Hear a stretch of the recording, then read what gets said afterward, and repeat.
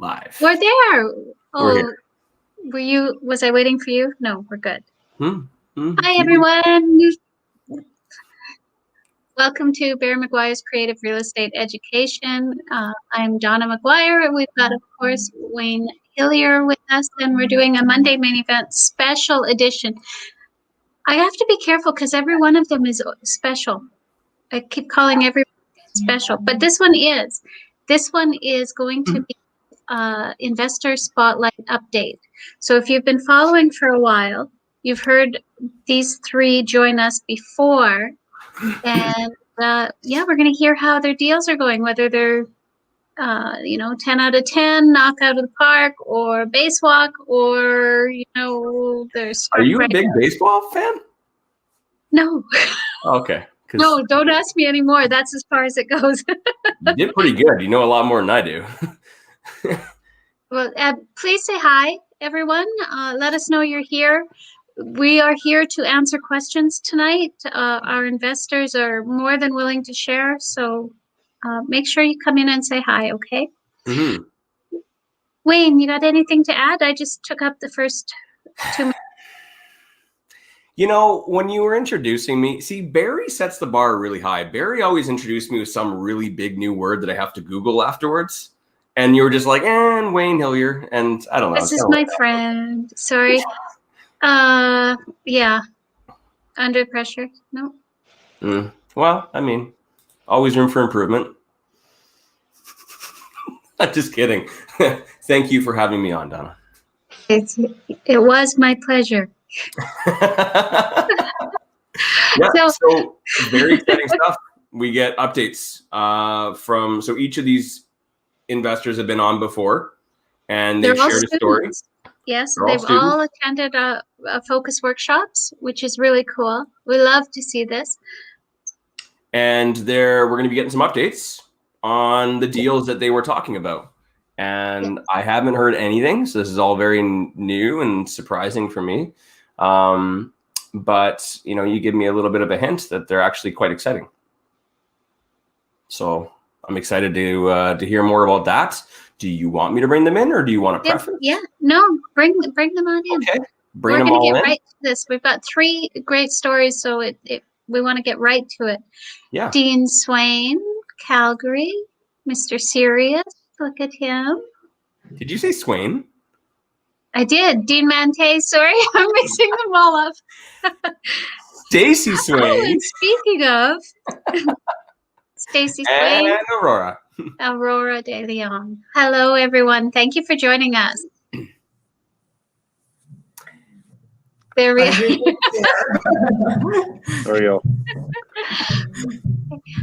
Well, let's jump right into it if you're game. Stacey, we'll start with you. Perfect. Because why not, right? So a very quick, what brought you to this deal? A real quick overview of the deal, please, would be great. Get us just comfortable with it again. So this was just a little house that I was driving by. Probably all of you know that. I was just driving by looking at other open houses, and there was one for sale. So I called the seller up and wondered if we could go take a peek at it, and we did, and we just couldn't have been, it just worked out perfectly. So they were stuck in not being able to sell. They had reduced the price already by about $30,000, and they still hadn't sold it. They were getting desperate because he was out of work, and they're a little bit older. They were, I think he's 66, so kind of retired, but had lost some income there and lost some money on the house. So yeah, so that's kind of the basics of it. So did you want me just to go right into it, Donna? Yeah, why not? Let's just go in. People will be listening. Hopefully there'll be questions, and we'll just keep sharing until, yeah. Perfect. Well, we just had not done an AFS before, so luckily I was part of the AFS challenge that you and Wayne put on. and just walk through all the steps. And so, yeah, we just approached the seller if they'd be willing to enter into an agreement like that. He said that he wasn't sure, but he would definitely be, willing to learn about it. So we met a couple of times with him, and they were just all in as soon as they met us. Actually, they were just all in. They knew we were going to try to help them. They were moving to get closer to their grandchildren, so they moved 3 hours away. And like I said, they were stuck there. So we ended up buying their home for $142,000. Oh, pardon me, $242,000. Okay. And we gave them a cash deposit. And they had even tried to sell their furnishings with the house, and nobody had taken it. And so I do staging, and we have other furnished properties. So we were good with that. So we included the furnishings, which was about $8,500 value. And that saved them from having to move it, and had saved me from having to purchase more if I needed to. So, so we signed on for a 5-year term plus the 10 months that they still had owing. I think it was 10 months that they still had owing. So he, it was great. And so Donna's got a quick question here, it looks like. So I just to clarify, you bought it by way of AFS, Agreement for Sale. We did, yeah. Yes. Okay. With the 5-year term. Mm-hmm. Before you get right back into it, you had mentioned a cash deposit. How much of a deposit did you have to end up having to put down? We paid them $15,000. We had a conversation with them a couple of times as to what they would need or want to get going. So they had some debt on a Visa card. Like I said, he had lost his job. He was employed in the oil patch. He lost his job. So they were digging into credit cards to pay their bills with this house. Oh. And so we paid that off for them, or they paid it off. We gave them the money to pay that off. Moving expenses, it gave them a little bit of money to get the moving truck ready to go. And then we were really flexible, of course, on possession date, because to us it didn't really matter. So we said you can move as quickly or as slowly as you want. And they went out the following, I think it was 2 weekends later, down to where their kids and grandchildren are. They rented a house and they started packing up the next week. So it was, wow. They never had any intention to not follow through, nor did we. So yeah. So, and then a quick update, his 10-month remaining on the original term was up, so we had to renegotiate. So with our crazy interest rates that we've got, he went in and renegotiated for the 5 years, and we got 1.45% interest. Yeah. That's awesome.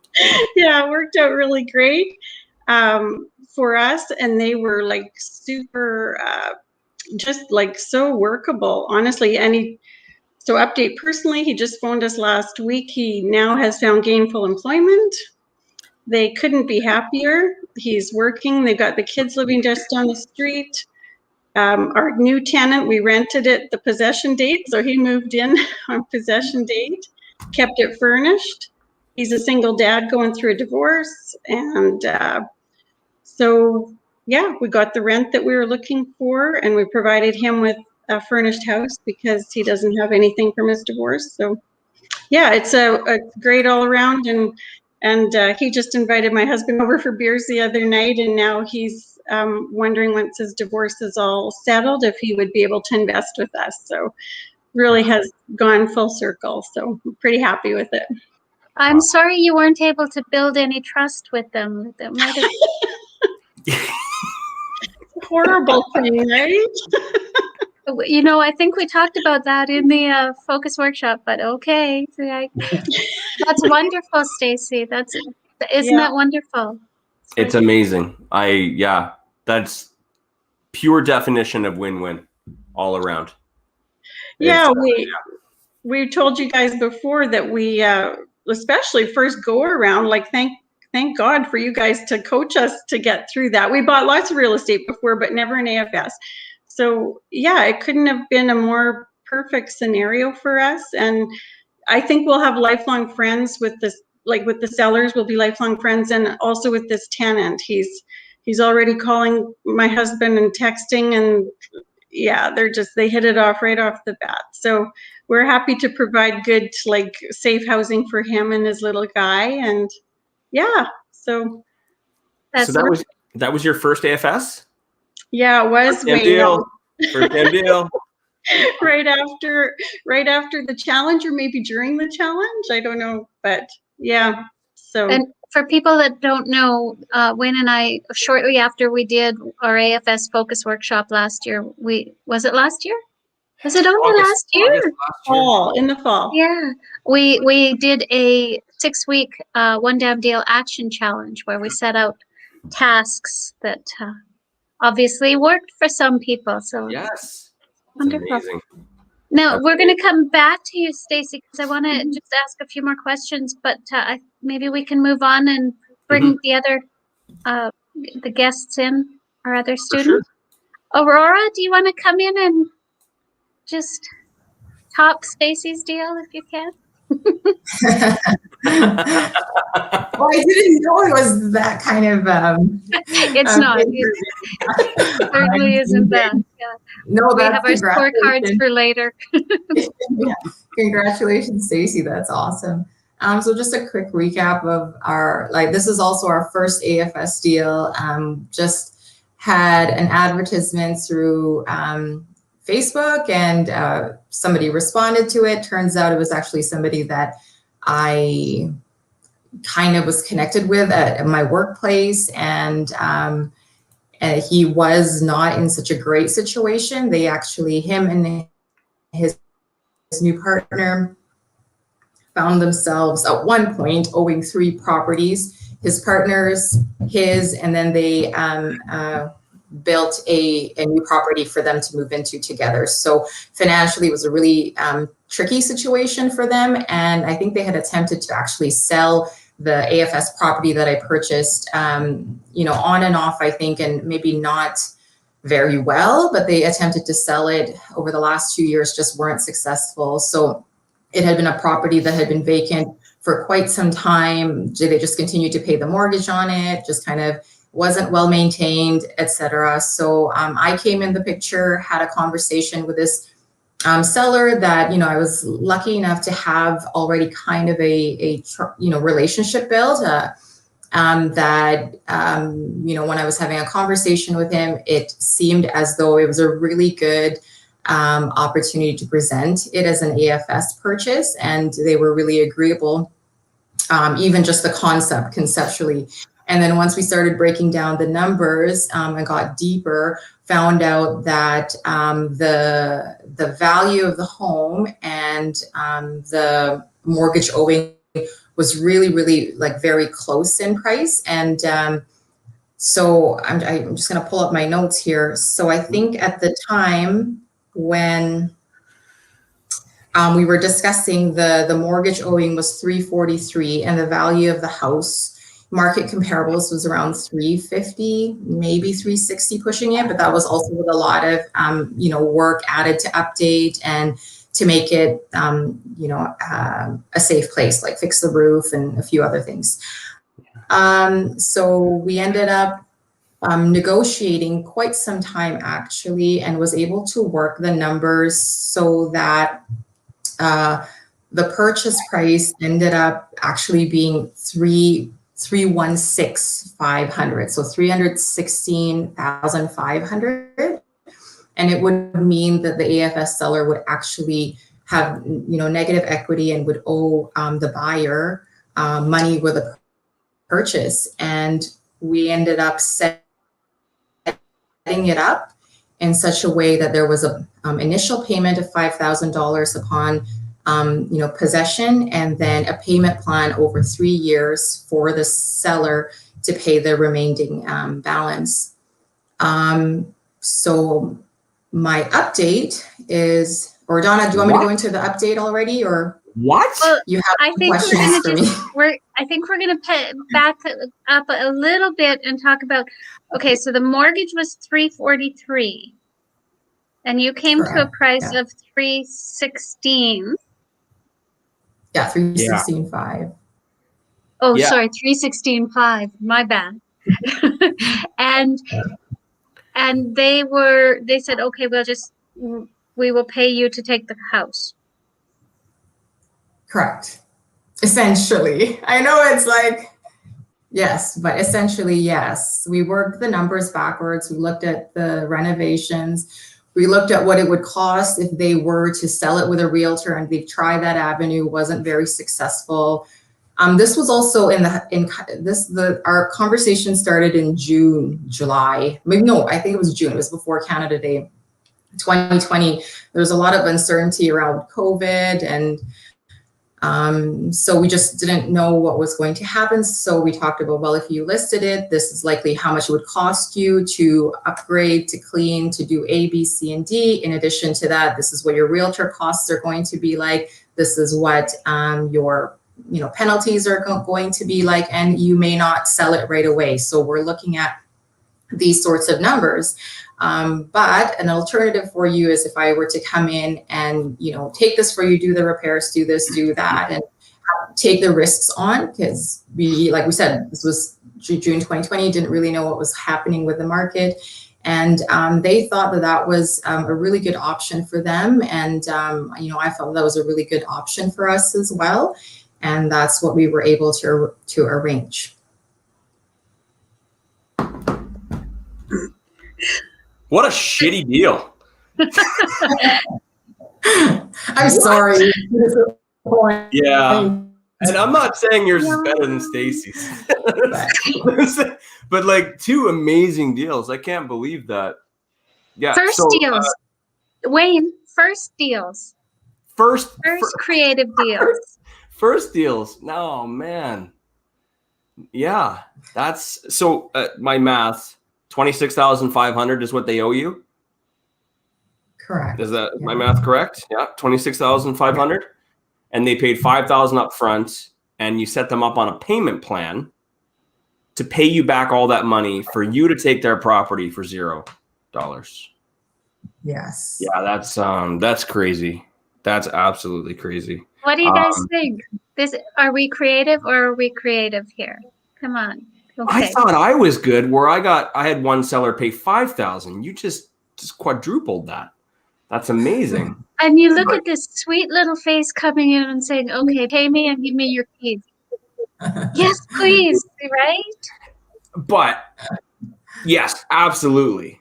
But at the same time, it's a very unique solution that you are offering because you laid it all out very clearly. I always talk about shining a light on their problem, right? And maybe they didn't know that they had that problem. Maybe they didn't know they didn't have money to pay a realtor, that they had to fix all these things first, that they had to clean it up and everything else. So what you do is you shine a light on that problem to help them get to a point where they understand what kind of a predicament they're in. And then you offered a solution. The solution that you offered was that you could go with a realtor and you would have to pay all of this money up front, or you can go with me, give me some decent terms, carry the mortgage for me for a little while, and then you can pay it off over time. That's the solution that she offered. She offered a payment plan solution, essentially.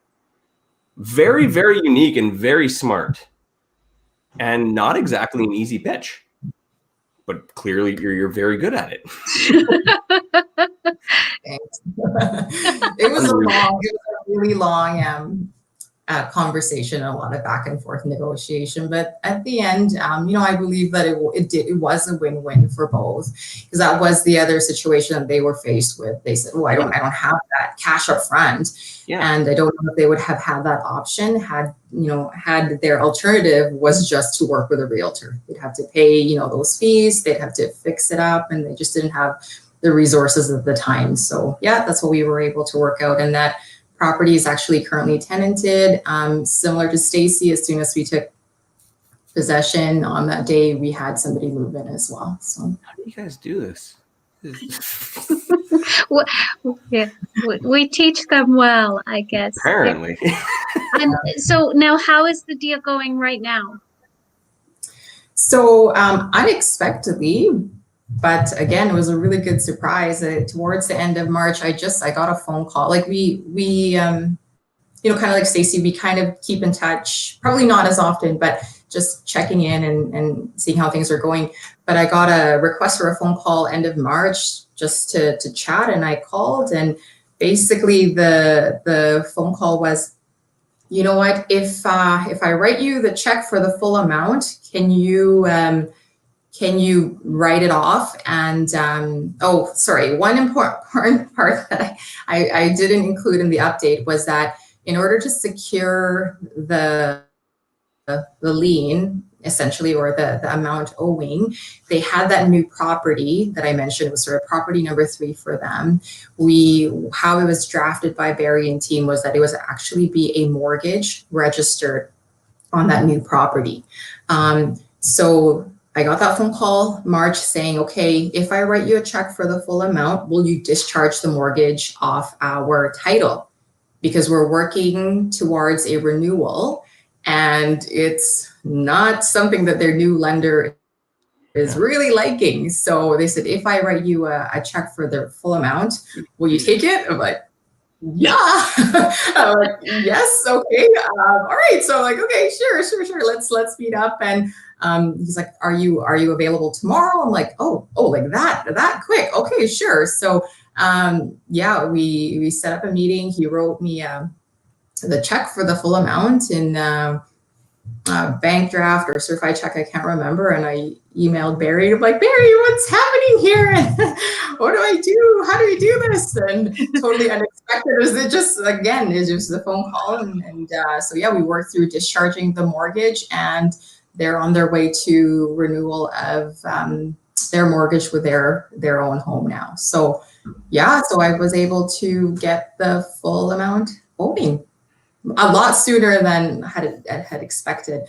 Wow. I think their situation changed where the seller that I had been dealing with, I think at the time, and it wasn't known to me that well either, I think there was something happening with his work situation as well. And then yeah, he ended up with I think some monies, and at the same time, they also needed to work something out for their renewal. So yeah. Interesting. What was my question? Oh, how much money did you need to put into it up front? There were some things that needed to be repaired. Did you just kind of keep it in that condition and rent it, or did you guys do some?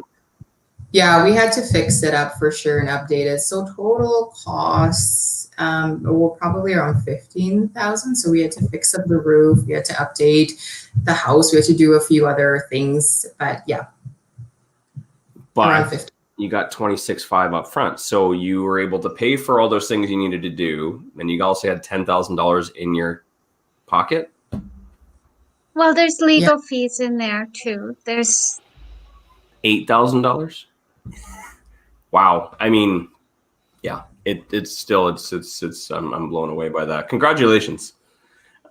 Another one good deal. Terms. Yeah. What were the terms? Interest rates, that kind of stuff. So at the time, so for interest rates, we actually have it as a variable, and it's at I think right now it's at 2.25%.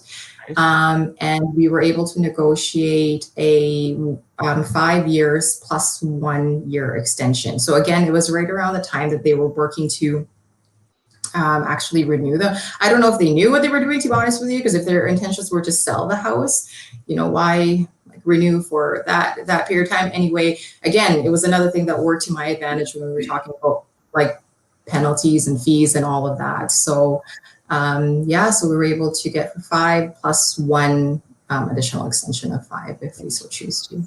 6 years. That's amazing. Yeah, congratulations again. That's 10 years actually. 5 plus a 1 year. Oh, sorry, a one-time extension of 5 year. 10-year term. I'm sorry. One more time. Did you like? I legit didn't hear that. Did you say 10 years total? Yeah, so 5 because they just renewed when we were having this conversation. Plus, we asked for a one-time extension of, a 5-year term. Wow. So 10-year term, 0 money down. They paid you $26,500. You put $15,000 in there. Okay. And how is it now, Aurora? Is it positive cash flow? Is it close to positive cash flow? So actually, it is negative cash flow. It's negative $100, but the monthly payments was helping offset.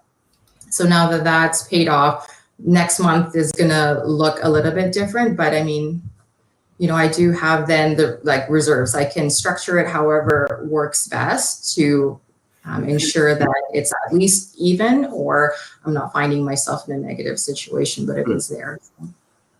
But you're getting all that principal pay down from the mortgage pay down and the appreciation and everything else. Yeah. What a great opportunity. What a great opportunity. Someone did have a question here. Leona had a question. She said, when you were negotiating, did you make several offers that were not accepted and then they came back to you with what they wanted, or how did the negotiations go? Yeah, there's lots of back and forth for sure. I think initially we just talked about kind of the mortgage amounts to get more information, and then we just worked the numbers back. They weren't too thrilled in the beginning, but then I think they took a little bit of time to chew on the information, probably did their own maybe research. And then they came back to me with a kind of a different proposal, and it was a lot of back and forth, certainly, and it did take a lot of time. So, but it was really just conversation. How much do you think, how important do you think trust was in this? Is she glaring at me? Or is she frozen? Okay, she's frozen.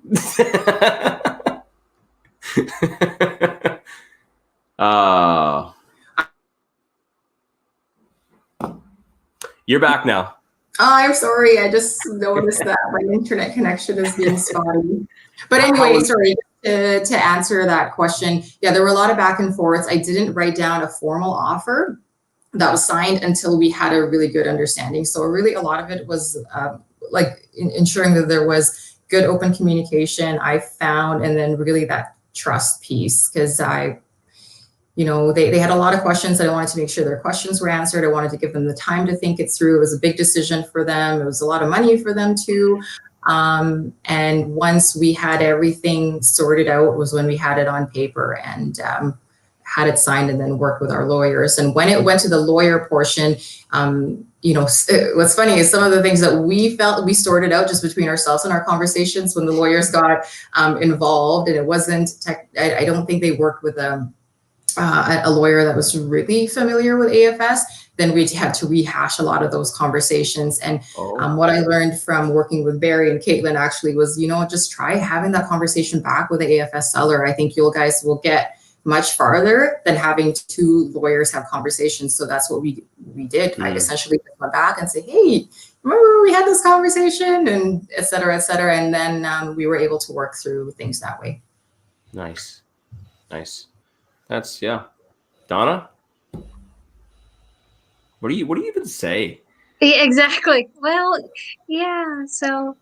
And now everyone can understand why I get so frustrated when people say it doesn't work. It's so hard.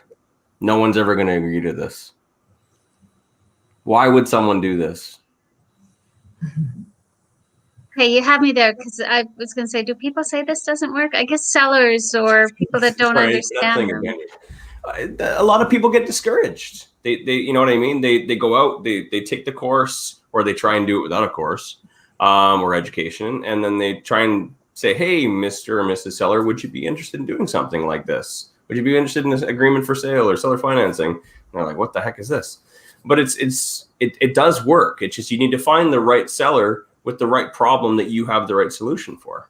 You can't just shove it down any seller's throat. I mean, these are great examples of problems that a seller had, and you had the solution for it, right? It doesn't work with every house or every seller. Yeah. But yeah, I'm completely blown away. Okay, well, thanks, Aurora. We'll come back to you again. We'll just give Wayne a chance to like catch his breath again here. And remember, everyone, if you have questions, put them in the chat. We'll make sure we get them answered by our students here. I think everyone is just as A speechless little bit as I am. gobsmacked. Yeah.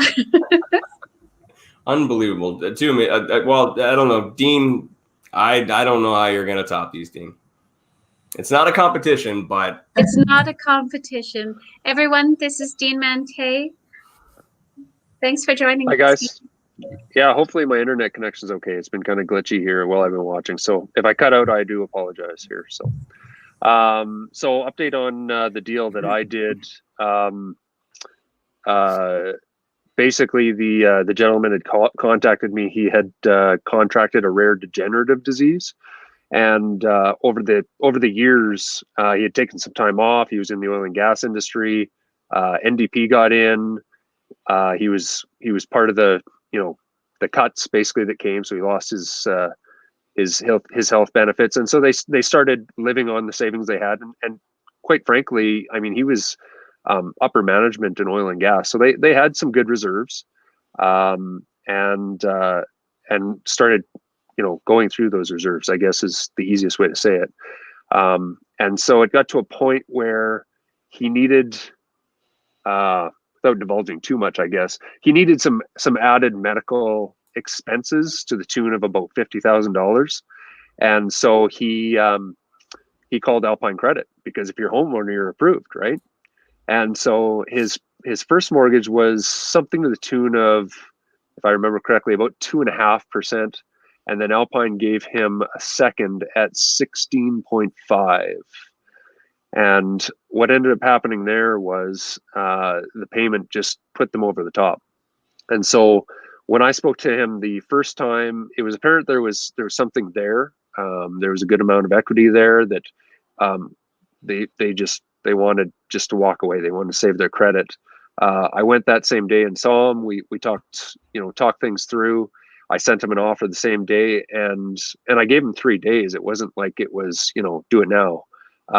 And he ended up calling on the third day and said, we have our 2 dogs. We don't feel like we would be able to get a rental.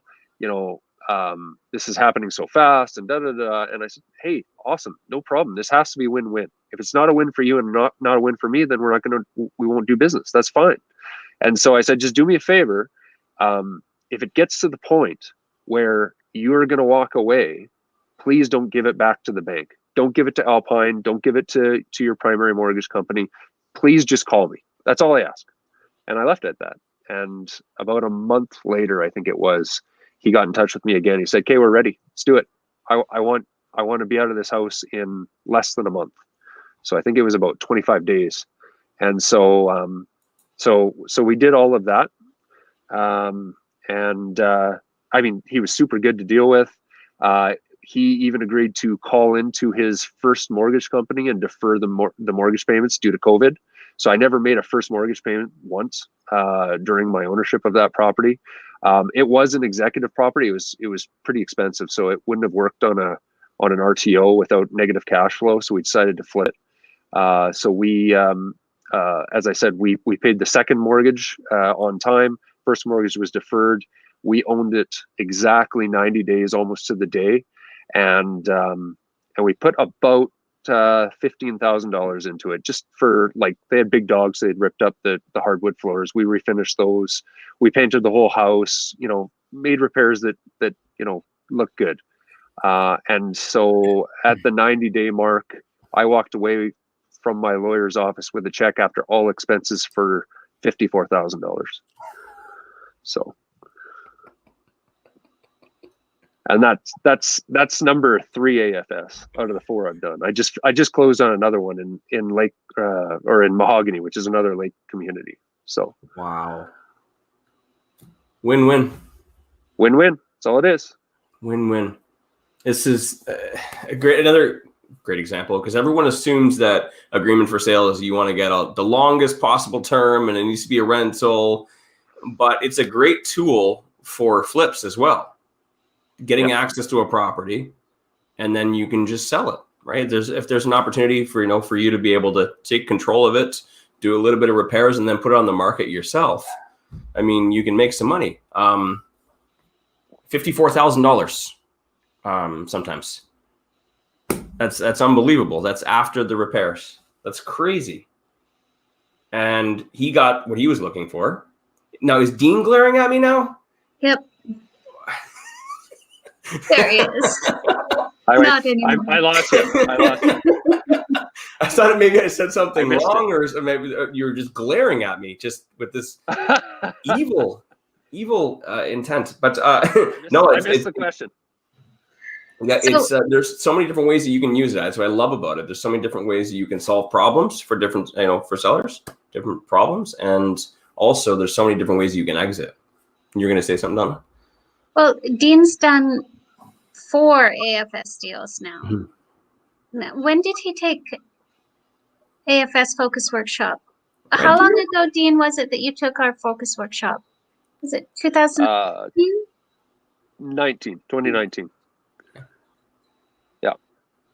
Because I was Taniguchi's ride. Remember? I was the one kicking him out. Yes, I do remember. To get him home on time for his wife. Yes. Otherwise, she'd be killing me. You party pooper. Now I remember that. Yes. So it happens. These deals are out there. They do happen. So Aurora had an advertisement. Dean advertises. Stacey, was yours on an advertisement, or I think she went drove to an open house? Yes. Yeah, mine was I was looking at another house that was an open house, and this was just a few doors down, like not right next door, but just a few doors down in the complex. So, and it was listed for sale. So on MLS. Yeah, it was on Property Guys. Yeah. Yeah. So that's another question that a lot of people ask too, is, can you approach realtors? Can you approach, signs that have already been listed on the MLS? And absolutely.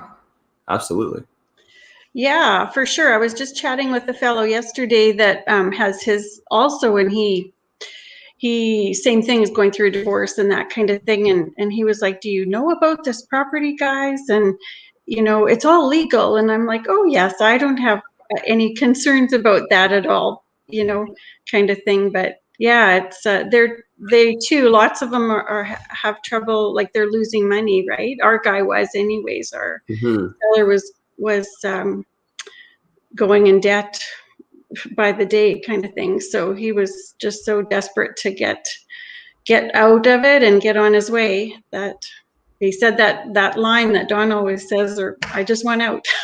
So, and he said that. It's the magic words. You got to listen for that. And again, I'm going to repeat it. 3 examples of sellers that had a problem that needed a solution. Agreement for sales, creative real estate. It's all about being problem solvers, solution providers.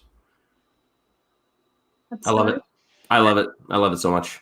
Now, Stacey, share how did it feel presenting AFS the first time, that strategy? Was the trust built first? Where did you start on that? Well, I didn't bring it up to him right away. Like when I first went over to look at it, we didn't bring it up. We both went, my husband and I both went, and his wife wasn't home. So then when we phoned him back, we suggested, it just said, we buy houses a few different ways. We wonder if this would be something that you would be interested in order to save, he didn't have a big mortgage penalty payout, but he did have a little bit. I think it was $2,500 or something.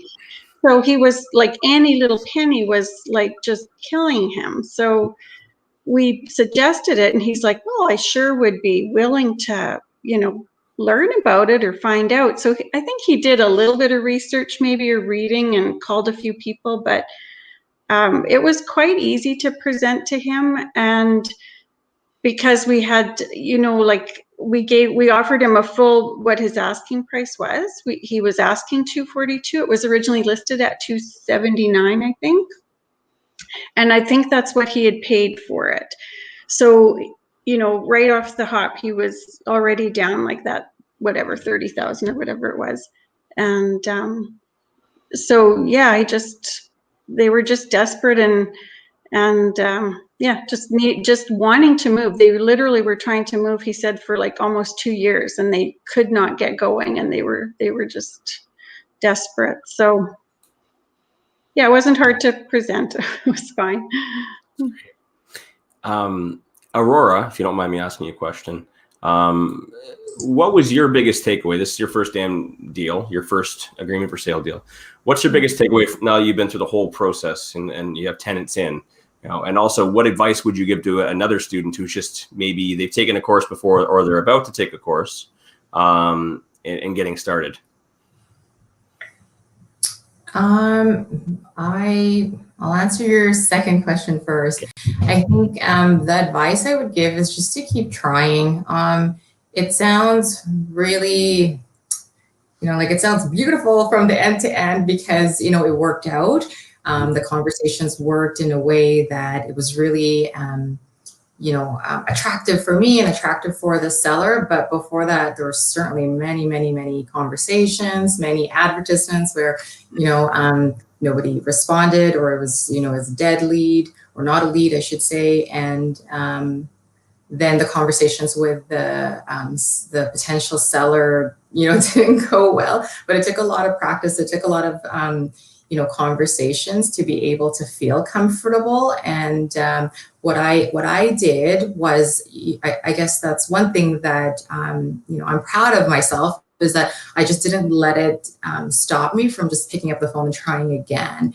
And whenever I had a conversation perhaps that didn't go my way, or a new question that I came across, I always wrote it down so that the next time I had another conversation, I was prepared and I was ready to have an answer. And what I found too is that this answer may work well for one seller, and then I try that response on another, and they're like, like not interested, but that's okay. So I think that would be the biggest piece of advice, is just to continue trying. Don't get discouraged. There will be a lot of no's, but at the end, I think just you will get that opportunity where you are helping somebody out, and at the same time also working well for yourself and your business and your livelihood and your family, whatever your goals may be. So that would be what I'd say. And then just going back to your initial question, I think really one of the biggest realizations too, Wayne, like you said, is it is doable.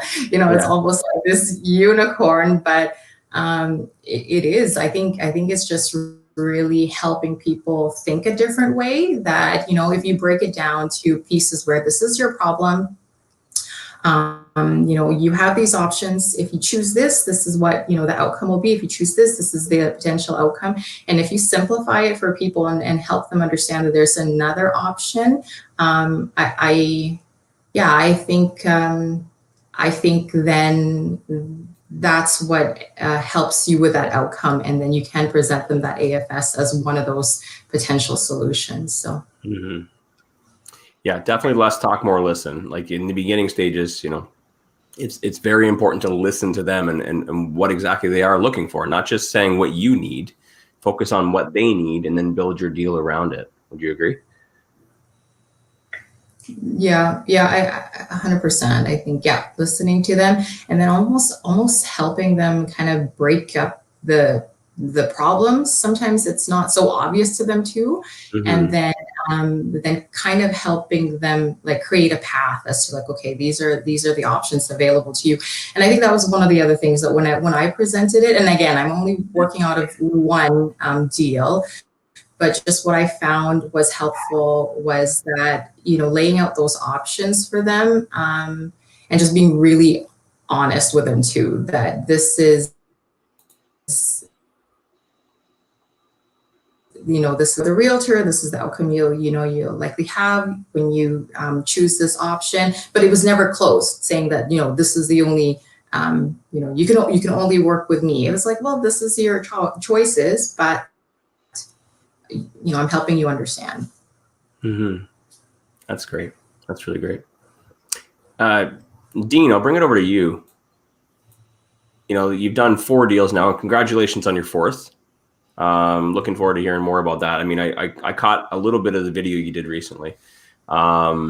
but I'm curious, now that you've done 4, how are you finding your sellers? Like, is it signs? Is it ads? We probably talked about this before, but how did you find your most recent seller, and how do you, I guess what I'm trying to get at is, how are you finding people who have problems that need to be solved?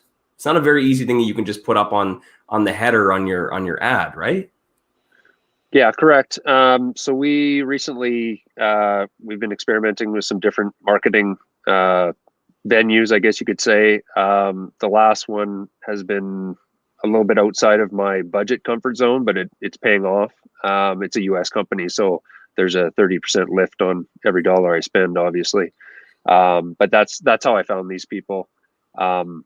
So yeah, I would mirror what these guys said. Basically, solve the problem first, and the money comes after. I'm going to give that actually to Donna, because that's what she told me right in the course. So that's I'll give her all of that, the accolades on that one, in fact.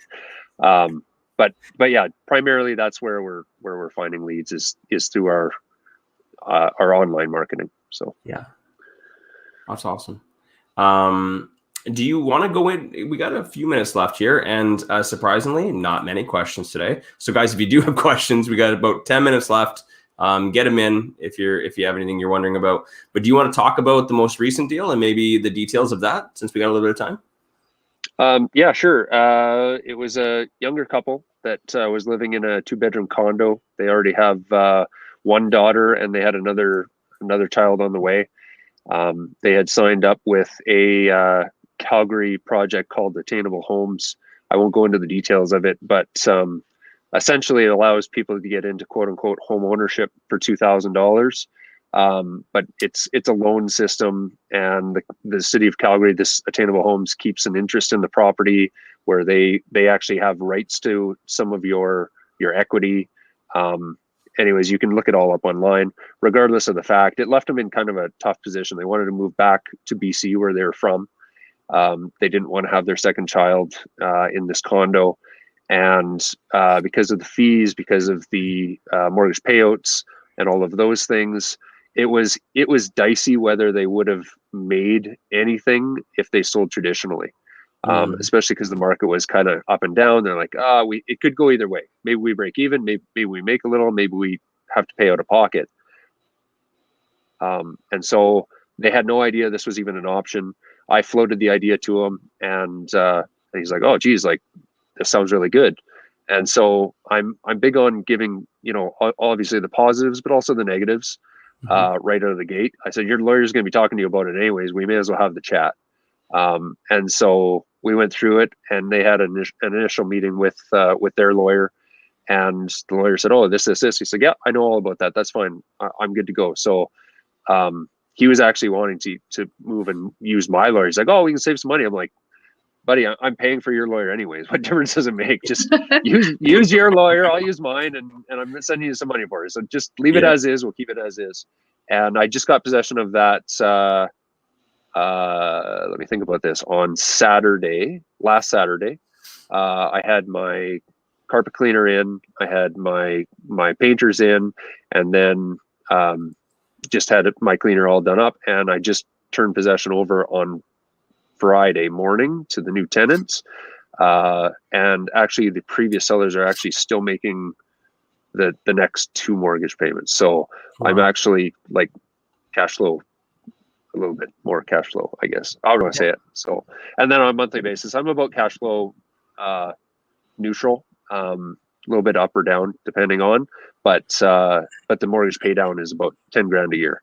So, and they gave me a 7-year term. So I figure I'll go probably to about the 4-year mark, and then I'll turn it to an RTO and push it out the door that way. So 7 years, you said? 7 years. Yeah.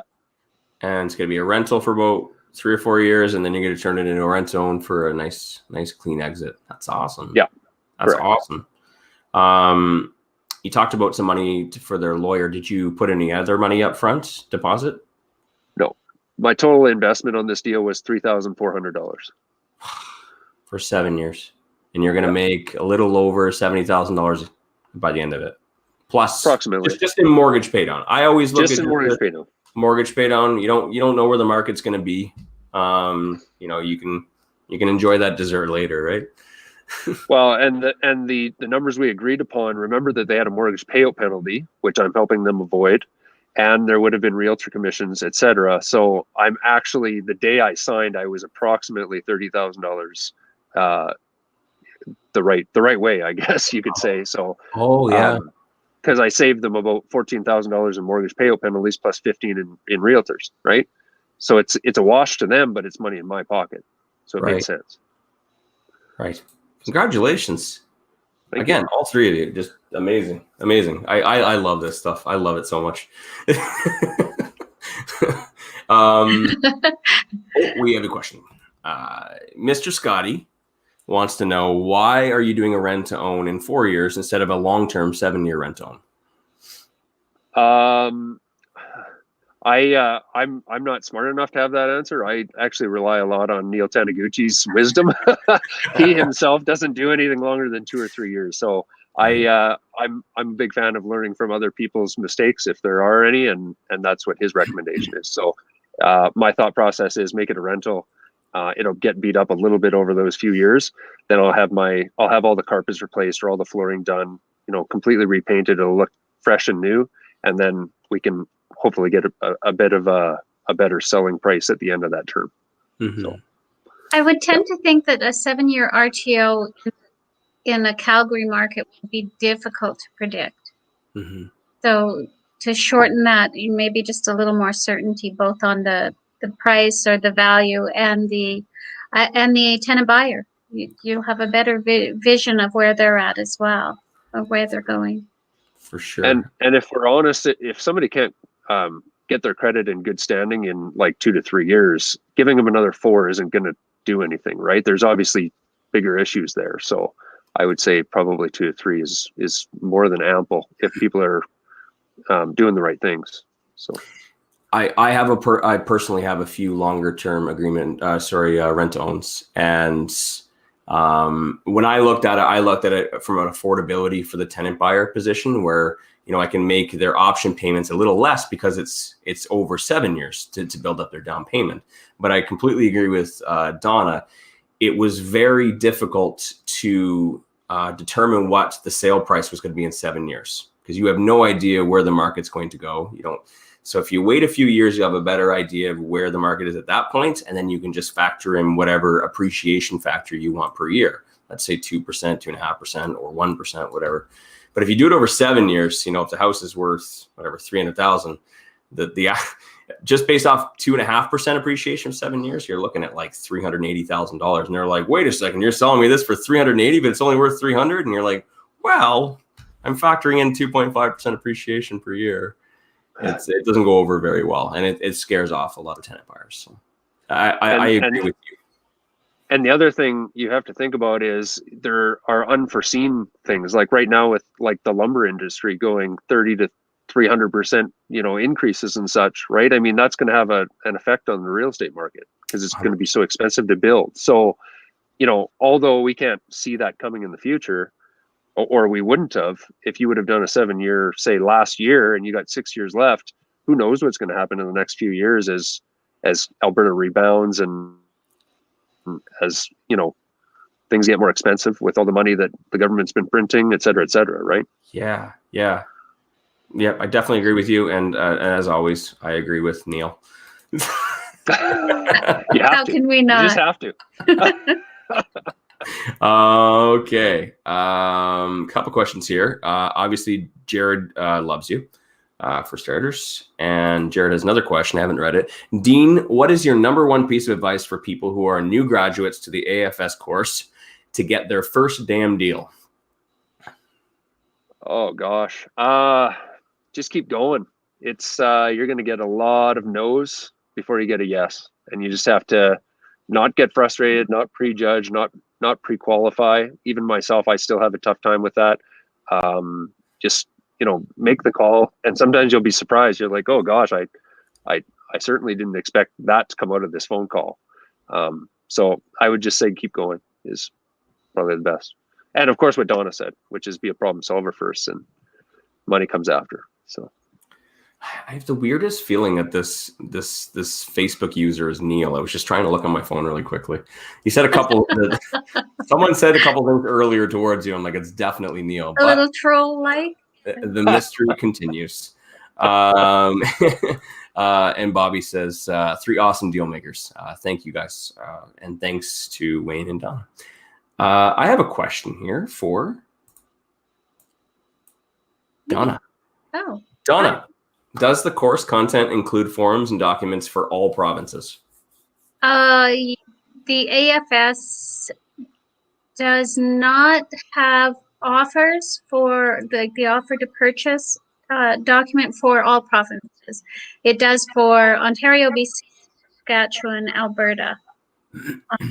So you would have to supply your own agreement, offer to purchase or offer of purchase and sale. But otherwise, yes, the important ones are there. Do you want to explain maybe why the forms are different for every province? Because the rules province to province change and are just different. They have their own real estate forms.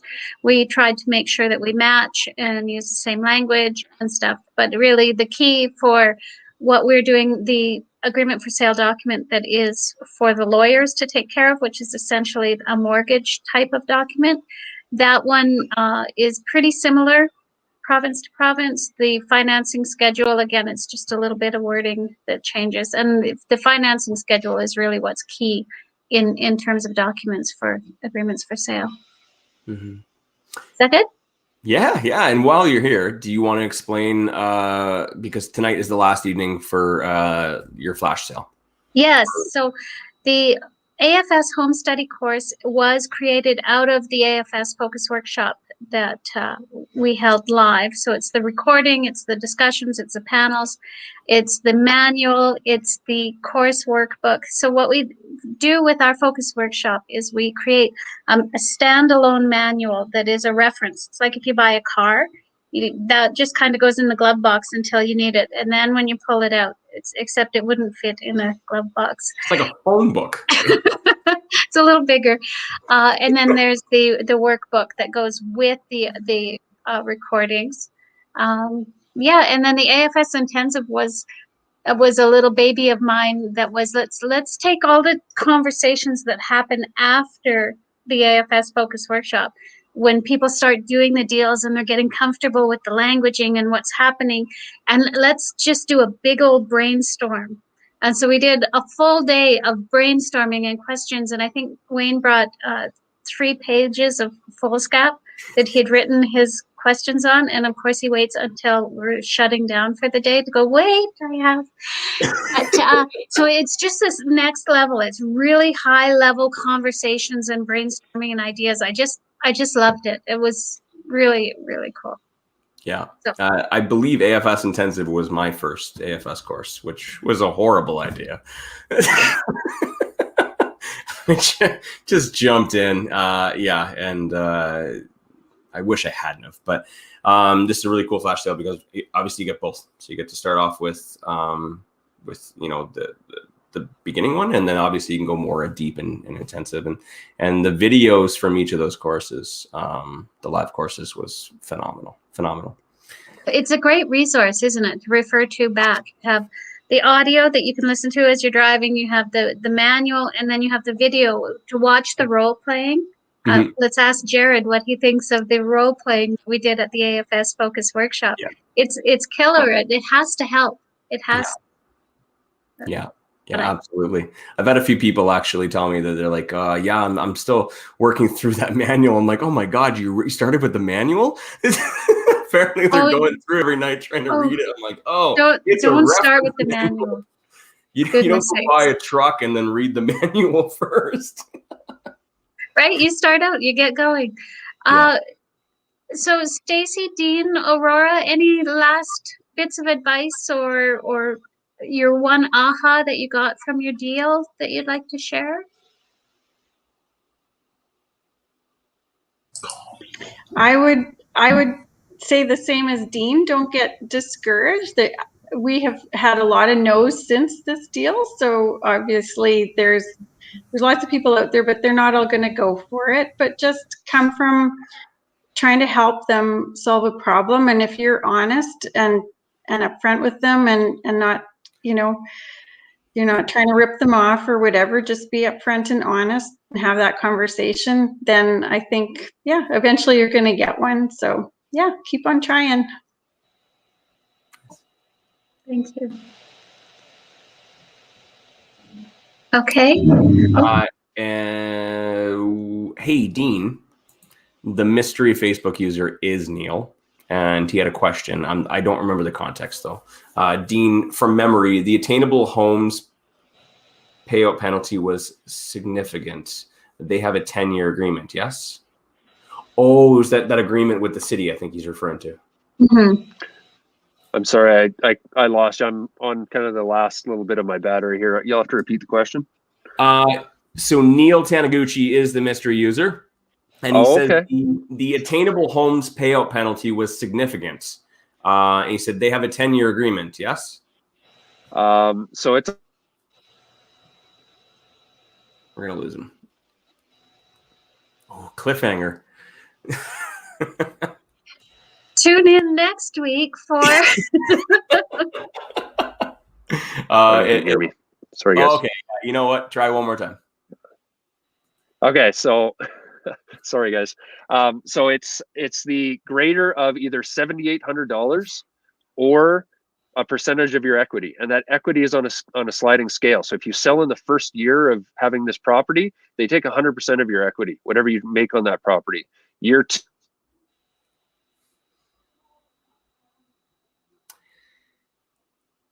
I think what we can do is I'll message Dean and ask him to record it. Hey, Dean, maybe when you got some battery, do you want to maybe record this and then post it in the group so everyone can? Yeah, you bet. Yeah. Sorry, guys. Oh, I'm Not at all, not but- at home, so yeah. Jared's heartbroken. He just has to know. We'll And he have also- Dean back, Jared. It's okay. Yeah. And he also mentioned I use Andrea's script for explaining AFS and Neil's script for explaining why a cash purchase is more expensive. Yeah, they've got some amazing examples that they share of how they speak to sellers. They are the best. They are the best. Okay, well, I think that we're 6 o'clock. I'm blown away. I did not know any of this before going in. I wish I kind of would have. I would have maybe had some better questions. I was frozen. Like a deer in headlights. It's amazing. It's wonderful. It's thrilling to know what these strategies can do for people. Mm-hmm. So thank you guys for sharing. Yes. Thank you guys very much. And yeah, for anyone who just tuned in for the first time, obviously we have Facebook Lives every Monday at 5 p.m. Mountain Standard. And Donna, anything else? That's it for me. Good. Thanks again, you guys. Please keep me posted as we do more. I love it. Mm-hmm. Mm-hmm. Thank you.